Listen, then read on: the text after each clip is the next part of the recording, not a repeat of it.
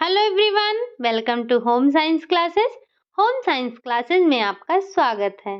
कैसे हैं आप? आशा करती हूँ अच्छे होंगे, खुश होंगे, मस्त होंगे और पढ़ाई कर रहे होंगे। तो आपको पता है हमारी चर्चा चल रही है न्यूट्रिशन साइंस पर। और न्यूट्रिशन साइंस में हम क्या देख रहे हैं? हम देख रहे हैं विटामिन। और उसमें भी विटामिन में भी हमने वसा में घुलनशील विटामिन तो समाप्त कर लिया है। इस टाइम पे हम पढ़ रहे हैं जल में घुलनशील विटामिन, जिसमें से हमने विटामिन बी 1 और विटामिन बी 2 के बारे में चर्चा कर लिया है। कल मैंने जब आपको विटामिन बी 2 पढ़ाया था तो मैंने आपको 4 शब्द बताए थे। लास्ट में जो 4 शब्द आपको बताए गए थे वो आपको ध्यान रखने हैं। कौन-कौन से थे? एक तो आपका था चिलोसिस, ग्लोसाइटिस, एंगुलर स्टोमाटाइटिस और लास्ट में था चौथा जो था आपका नासोलेबियल फोल्ड। नासोलेबियल फोल्ड में क्या होता था? आपके जो लाफ लाइन होती थी उस पे जो है घाव हो जाता था। लाफ लाइन का मतलब समझ रहे हैं आप? जो आपका फेस होता है जब आप मुस्कुराते हैं तो किसी-किसी के गाल में साइड में गड्ढा सा हो जाता है। उसी के बगल से एक लाइन सी निकली रहती है, ऐसे कुछ इस तरह से लाइन सी हुई रहती है। तो वहाँ पे वो जो है आपके घाव हो जाता है। उसी को हम कहते हैं नासोलेबियल फोल्ड बोलते हैं। ये 4 टर्म आपको याद हो गए होंगे। इन चारों शब्द का मतलब आपको समझ में आ गया होगा। तो चलिए आज हम देखते हैं विटामिन बी 3 के बारे में। सबसे पहले आ जाता है आपका इसके अन्य नाम क्या हैं या इसके रासायनिक नाम क्या हैं? जो फेमस नाम है इसके वो आपको ध्यान रखना है। तो हम विटामिन बी 3 को क्या कहते हैं? सबसे पहले तो हम इसको नियासिन बोलते हैं, या बोल सकते हैं इसको निकोटिनिक अम्ल बोलते हैं, या निकोटिनामाइड बोलते हैं। ये इतना आपको इसका ध्यान रखना है। और इसका अन्य नाम क्या आ जाता है? अन्य नाम आ जाता है पेलाग्रा रोधी विटामिन। ठीक, ये आपको ध्यान रखना है विटामिन बी 3 के बारे में। आगे आ जाते हैं, इसके बारे में थोड़ी चर्चा कर लेते हैं। तो इसकी खोज किसने की थी? इसकी खोज जो है स्पेनिश वैज्ञानिक केशल ने 1735 में किया था। कब? 1735 में। और पेलाग्रा जो होता है ये जो है इटली भाषा का शब्द होता है। इटली भाषा का जो शब्द पेलाग्रा है इसका अर्थ क्या होता है? भद्दी त्वचा होता है। तो ये किस भाषा का शब्द है? आपको पता है ये इटली भाषा का शब्द है पेलाग्रा। वहाँ पे इसका अर्थ क्या होता है? भद्दी त्वचा होता है। ठीक, अब हम नियासिन की कुछ विशेषता भी देख लेते हैं। हमने हर विटामिन की विशेषता देखी है तो नियासिन की भी देखेंगे। इसकी विशेषता क्या है? तो यह ठंडे जल में कम घुलनशील है। जो आपका विटामिन बी 3 है या नियासिन है, यह जो है ठंडे जल में कम घुलनशील है, लेकिन गर्म जल में ये पूरी तरह से घुलनशील है। ठीक, यह सफेद रंग का सुई के आकार जैसा रवेदार पदार्थ होता है। इसका स्वाद कसैला होता है। अम्ल क्षार ताप के प्रति यह स्थिर होता है और 120 डिग्री सेल्सियस ताप पर उबालने पर भी इसकी क्षमता बनी रहती है। ये इतनी इसकी विशेषताएं ध्यान रखनी है। और जो आपका विटामिन बी 3 होता है, मतलब ये जो नियासिन है, इसका संबंध जो होता है वो ट्रिप्टोफैन से होता है। अगर आप 60 ग्राम ट्रिप्टोफैन लेते हैं तो आपको कितने ग्राम विटामिन बी 3 मिलेगा? तो आपको 1 mg जो है 1 mg, अगर आप 60 mg ट्रिप्टोफैन लेते हैं तो आपको 1 mg विटामिन 3 मिलेगा। ये आपको ध्यान रखना है कि जो आप विटामिन 3 लेंगे या मतलब कि 60 mg ट्रिप्टोफैन जो है वो आपका 1 mg विटामिन 3 होता है। या आपसे पूछा जा सकता है 1 mg विटामिन 3 कितने कितने ग्राम या कितने mg ट्रिप्टोफैन के बराबर होता है? तो 60 mg ट्रिप्टोफैन के बराबर 1 mg विटामिन 3 होता है। ये इतना आपको ध्यान रखना है। ये तो थे इसकी विशेषताएं। जो आपकी विटामिन बी 3 यानी कि नियासिन थी उसकी हमने विशेषताएं देख ली। अब विशेषताएं देख ली हैं, बचता क्या है? अब हम देखेंगे इसके कार्य के बारे में। हम नियासिन के कार्य पर भी चर्चा करेंगे। तो चलिए देखते हैं इसके कार्य क्या क्या हैं। तो सबसे पहले आ जाता है कि कार्बोज, वसा, प्रोटीन, इन सब के चयापचय में क्या होता है? इन सब के चयापचय में सहायक होता है। कौन? नियासिन। फिर अगला आ जाता है शारीरिक वृद्धि एवं विकास में सहायक। आपने देखा होगा आपका जो भी विटामिन है, हर विटामिन आपके शरीर की वृद्धि और विकास में सहायता करता है। ठीक, अगला आ जाता है आँखों को स्वस्थ बनाए रखने में सहायक होता है। कौन? नियासिन होता है। नियासिन जो है वो आपकी आँखों को स्वस्थ बनाए रखने में भी सहायक होता है। अगला कार्य क्या हो जाता है इसका? नाड़ी संस्थान को स्वस्थ बनाए रखने में सहायक होता है। इसकी कमी अगर हो जाती है तो क्या हो जाता है? इसकी कमी से व्यक्ति सिज़ोफ्रेनिया नामक मानसिक रोग से पीड़ित हो जाता है। किससे? आपको याद रखना है सिज़ोफ्रेनिया, यहाँ पे मैंने नोट नहीं किया है, आप लिख लीजिएगा। क्या हो जाता है? सिज़ोफ्रेनिया हो जाता है। ठीक? सिज़ोफ्रेनिया ये एक मानसिक बीमारी होती है, इससे ग्रसित हो जाता है। अगला आ जाता है कि त्वचा को स्वस्थ एवं कांतिमय बनाए रखने में सहायक होता है। कौन? ये विटामिन बी3 जो होता है, ये आपकी त्वचा को स्वस्थ और कांतिमय बनाने में सहायक होता है। तो विटामिन बी के कौन-कौन से कार्य हैं आपने देख लिए। एक तो वसा कार्बोज प्रोटीन के चयापचय में सहायक है, शारीरिक वृद्धि एवं विकास में सहायक है, आँखों को स्वस्थ बनाए रखने में सहायक होता है, नाड़ी संस्थान को स्वस्थ रखने में सहायक होता है। अगर ये जो है आपके विटामिन बी3 की कमी हो जाती है तो इससे कौन-सा मानसिक रोग होता है? तो सिज़ोफ्रेनिया नामक मानसिक रोग हो जाता है। और त्वचा को स्वस्थ कांतिमय बनाए रखने में भी यह सहायक होता है। ये थे इसके कार्य। अब हम देख लेते हैं नियासिन की कमी के प्रभाव। नियासिन की कमी के प्रभाव जो हैं ये आपको ध्यान में रखने हैं।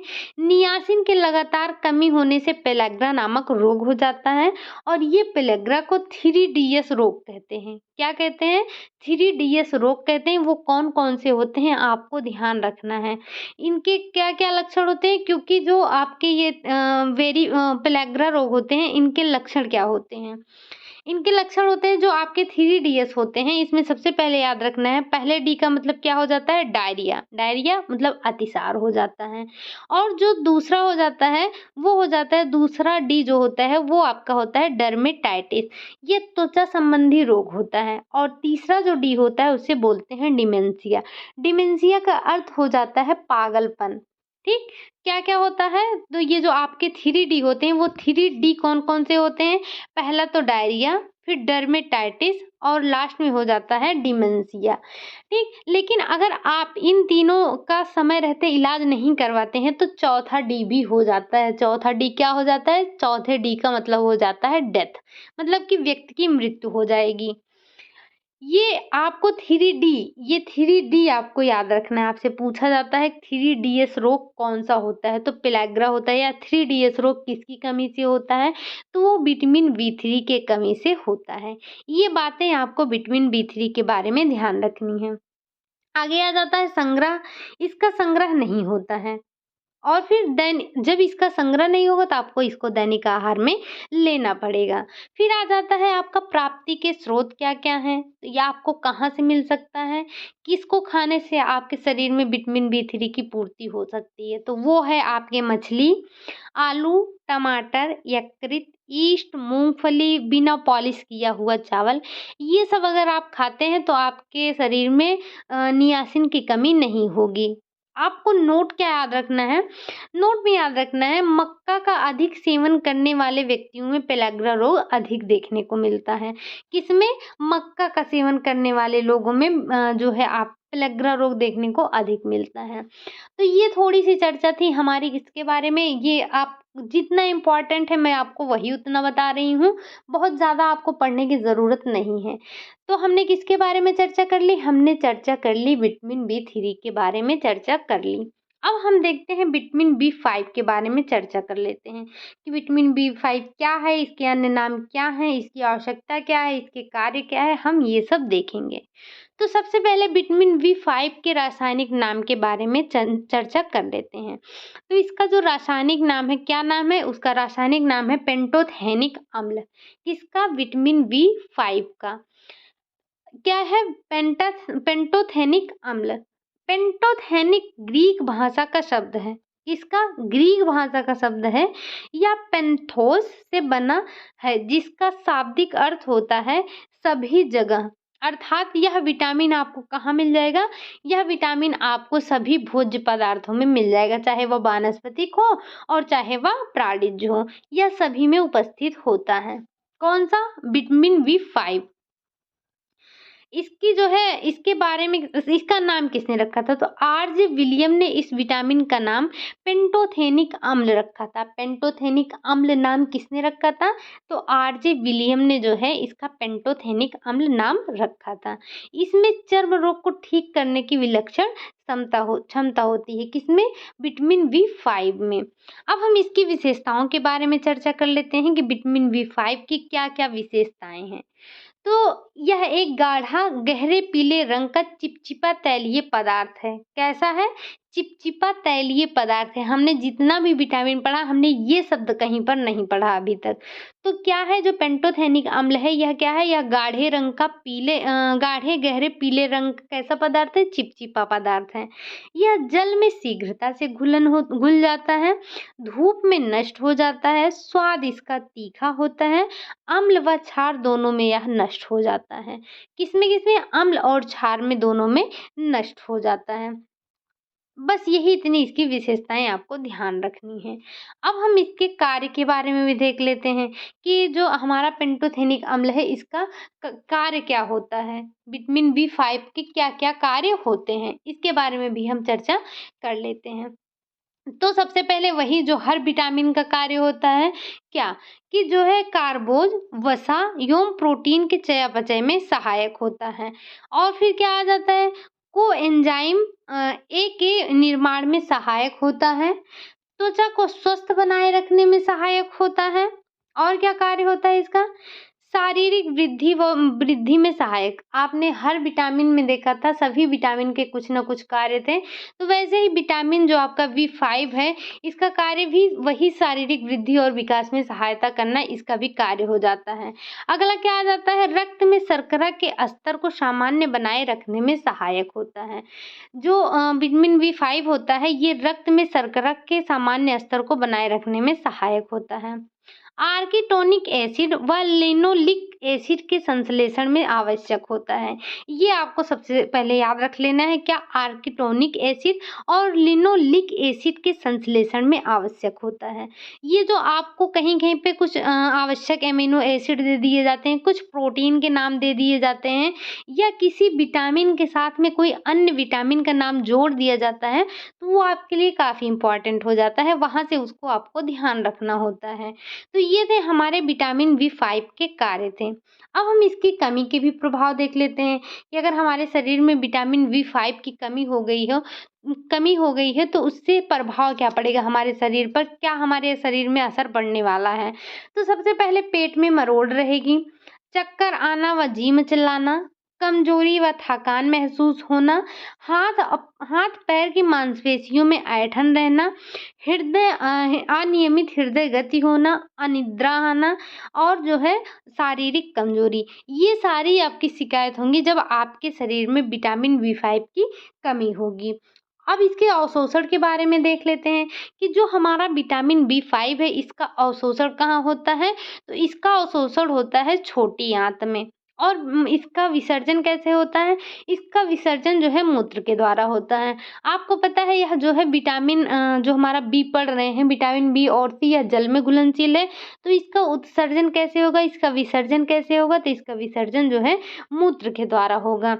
और इसका संग्रह कहाँ होगा? तो इसका संग्रह नहीं होगा। आपको पता है जब इसका संग्रह नहीं होगा तो इसे आपको दैनिक आहार में लेने की आवश्यकता होगी। इसकी प्राप्ति देख लेते हैं, इसकी प्राप्ति कहाँ से होती है? तो इसकी प्राप्ति आपको पहले ही मैंने बता दिया कि यह जो है सभी जगहों पर पाया जाता है, चाहे वो वानस्पतिक जगत हो और चाहे वह प्राणिज जगत हो। और सबसे अधिक मात्रा में किसमें पाया जाता है? तो जो आप रॉयल जेली होती है, इसमें वह सबसे अधिक मात्रा में पाया जाता है। ये इतनी बातें आपको याद रखनी थी विटामिन बी5 के बारे में। ठीक, हमने क्या-क्या देख लिया? हमने विटामिन बी3 देख लिया और विटामिन बी5 देख लिया। अब हम क्या देखने वाले हैं? अब हम देखने वाले हैं विटामिन बी6 के बारे में। हम इस पर भी थोड़ी चर्चा कर लेते हैं, विटामिन बी6 क्या है? तो सबसे पहले आपको इसका रासायनिक नाम याद रखना है। इसका रासायनिक नाम है, ये थोड़ा पायरिडॉक्सिन होगा। ठीक, ये पायरिडॉक्सिन होगा। क्या है इसका रासायनिक नाम? इसका रासायनिक नाम है पायरिडॉक्सिन। यहाँ पे मैं लिख दे रही हूँ, थोड़ी-सी मिसप्रिंट हो गई है। तो क्या होगा? पायरिडॉक्सिन हो जाएगा। ये हो जाएगा आपका विटामिन बी6 का रासायनिक नाम। ठीक। अब आ जाता है आपका यह इसका उपयोग कहाँ किया जाता है? तो विटामिन बी6 का उपयोग किया जाता है चर्म रोग के लिए। और इसका नामकरण कब किया गया था? तो इसका नामकरण 1938 में किया गया था। यह विटामिन मतलब कि जो विटामिन बी6 है, यह कितने रूपों में पाया जाता है? तो यह पाया जाता है आपका 3 रूपों में। वो कौन-कौन सी हैं? तो सबसे पहले आपका आ जाता है पायरिडॉक्सिन। पहला कौन-सा आ जाता है? पायरिडॉक्सिन। दूसरा आपका हो जाता है पायरिडॉक्साल आ जाता है और तीसरा हो जाता है आपका पायरिडॉक्सामिन। ये 3 प्रकार के आपके विटामिन बी6 होते हैं। कौन-कौन से? एक हो जाता है आपका पायरिडॉक्सिन और दूसरा हो जाता है आपका पायरिडॉक्साल और तीसरा हो जाता है पायरिडॉक्सामिन। ये हो जाते हैं आपके विटामिन बी6 के 3 रूप हो जाते हैं। अब हम इसकी विशेषताओं के बारे में भी थोड़ा चर्चा कर लेते हैं कि इसकी क्या-क्या विशेषताएँ होती हैं।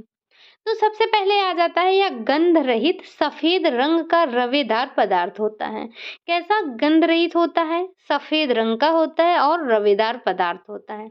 इसका भी स्वाद कैसा होता है? स्वाद इसका कसैला होता है। जल तथा अल्कोहल दोनों में ही यह घुलनशील होता है। सूर्य की परावैंगनी किरणों में यह नष्ट हो जाता है। इसका संरक्षण भूरी रंग की बोतलों में किया जाता है। किसमें किया जाता है? इसका संरक्षण भूरी रंग की बोतल में किया जाता है और क्षार के प्रति यह क्या होता है? क्षार के प्रति यह अस्थिर होता है। इतनी विशेषता आपको याद रखनी है विटामिन बी6 की, मतलब कि पायरिडॉक्सिन की इतनी विशेषता आपको ध्यान में रखनी है। आगे हम देख लेते हैं आगे क्या दिया गया है, इसके कार्य ही होंगे अब आगे। यस, तो इसके कार्य क्या-क्या हो जाते हैं? तो सबसे पहले इसका कार्य आ जाता है कोएंजाइम के रूप में कार्य करना। कैसे? कोएंजाइम के रूप में यह कार्य करता है। लाल रक्त कणिकाओं के निर्माण में सहायक होता है। कौन? ये आपका विटामिन बी6 जो होता है, इसके अभाव में अगर इसकी कमी हो गई है तो लाल रंग की कणिकाओं का निर्माण नहीं हो पाएगा और अगर लाल रंग की कणिकाओं का निर्माण नहीं हो पाएगा तो हो जाएगा माइक्रोसाइटिक एनीमिया हो जाएगा। क्या हो जाएगा? माइक्रोसाइटिक एनीमिया हो जाएगा। और तो यह जो है आपके जो है क्या बोलते हैं इसको, आरबीसी के निर्माण में सहायक होता है। फिर आ जाता है आपका फास्फोरिलेज एंजाइम के निर्माण में सहायक होता है। किसके? फास्फोरिलेज। विटामिन बी6 जो होता है वो फास्फोरिलेज एंजाइम के निर्माण में सहायक होता है। और यह कहाँ पे होता है फास्फोरिलेज एंजाइम? तो यह मांसपेशियों में पाया जाता है। ठीक। ट्रिप्टोफैन को नियासिन में परिवर्तित करने में सहायक होता है ये पायरिडॉक्सिन। फिर आ जाता है आपकी रोग प्रतिरोधक क्षमता बढ़ाने में भी यह सहायक होता है। आगे आ जाता है नाड़ी संस्थान को स्वस्थ बनाए रखने में सहायक होता है। आपने ये शारीरिक वृद्धि और विकास के बारे में तो देख लिया।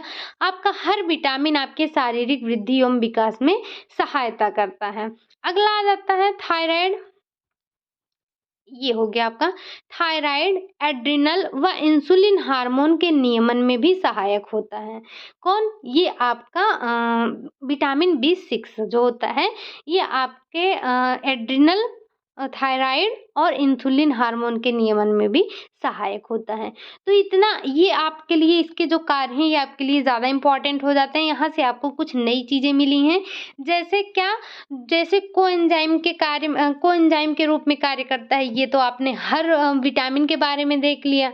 लाल रक्त कणिकाओं में के निर्माण में भी सहायक होता है, ये भी आपने देख लिया। फिर ये आ जाता है फास्फोरिलेज एंजाइम के निर्माण में सहायक होता है। आपको ध्यान ये रखना है जो फास्फोरिलेज एंजाइम है यह कहाँ पाया जाता है? ये आपकी मांसपेशियों में पाया जाता है। फिर ट्रिप्टोफैन को नियासिन में परिवर्तित करता है। हमने देखा था कि जो है 60 mg जो है ट्रिप्टोफैन से 1 mg आपको नियासिन मिल रहा था। फिर रोग प्रतिरोधक क्षमता को बढ़ाने में भी यह कार्य करता है, सहायता करता है। नाड़ी संस्थान को स्वस्थ बनाए रखने में भी सहायता करता है। शारीरिक वृद्धि और विकास में तो ये जो शारीरिक वृद्धि और विकास हो गया, कोएंजाइम के रूप में कार्य करना हो गया, ये कुछ चीज़ें हैं जो आपको हर विटामिन के कार्य में जोड़ देना है। फिर थायराइड, एड्रिनल व इंसुलिन हार्मोन के नियमन में भी सहायता करता है। ये इतना हमने पायरिडॉक्सिन के कार्य देख लिए। अब हम इसकी कमी के प्रभाव देख लेते हैं। अगर हमारे शरीर में जो है कमी हो गई है किसकी, विटामिन B6 की, तो इसकी कमी के क्या प्रभाव पड़ेंगे? सबसे पहले तो हो जाएगा क्या, माइक्रोसाइटिक रक्ताल्पता हो जाएगा। इस जो है रक्ताल्पता में क्या होता है, इसमें आरबीसी का आकार जो है वो आपका छोटा हो जाता है। तो सबसे पहले तो यही याद रखना है कि माइक्रोसाइटिक रक्ताल्पता या जिसे हम कहते हैं माइक्रोसाइटिक एनीमिया जो होता है, वो किसकी कमी से होता है? तो वो होता है आपके विटामिन B6 की कमी से होता है। इस रक्ताल्पता में क्या होता है, आरबीसी का आकार जो होता है वो छोटा होने लगता है। फिर क्या होता है, नाड़ी संस्थान में दोष आ जाता है, जी मिचलाना, कमजोरी आना, चक्कर आना, नींद ना आना, मतलब नींद ना आने की शिकायत हो जाना, होंठ जीभ पर छाले पड़ जाना, ये सब किसमें होता है? ये सब आपके जो है इसकी कमी से, विटामिन B6 की कमी से होता है। अब हम देख लेते हैं इसका अवशोषण कहाँ पर होता है। तो इसका अवशोषण जेजुनम व त्वचा के रक्त में होता है। जेजुनम ये आपकी छोटी आंत का पार्ट होता है, तो इसका अवशोषण कहाँ होता है? जेजुनम में व त्वचा के रक्त में होता है। और इसकी प्राप्ति कहाँ पर होती है? तो इसकी प्राप्ति आपकी सूखी खमीर, चावल की भूसी, गेहूं का चोकर, यकृत, ईस्ट, इन सब से होता है, आपको विटामिन B6 की प्राप्ति हो जाती है। तो आज हमने क्या क्या देखा? आज हमने विटामिन B3 देखा, B5 देखा और B6 के बारे में देख लिया। हमने इसकी विशेषताएं देख ली, इसके कार्य देख लिए, इसकी कमी से होने वाले रोग देख लिए, इसकी अधिकता के क्या प्रभाव पड़ते हैं वो भी हमने देख लिए। तो हमने कौन कौन से विटामिन के बारे में पढ़ लिया, तो एक बार हम देख लेते हैं। हमने विटामिन B1 के बारे में देख लिया, 2 के बारे में देख लिया, 3 के बारे में देख लिया, 5 के बारे में देख लिया और 6 के बारे में देख लिया है। अब हमारा कुछ ही विटामिन बचता है, शायद से 2 क्लास या 3 क्लास में आपका ये विटामिन समाप्त हो जाएगा। तो ये वीडियो आपको कैसा लगा? अगर अच्छा लगा है तो लाइक कीजिए, चैनल को सब्सक्राइब कीजिए, कमेंट करना मत भूलिएगा। मिलते हैं नेक्स्ट वीडियो में, तब तक के लिए बाय बाय, टेक केयर।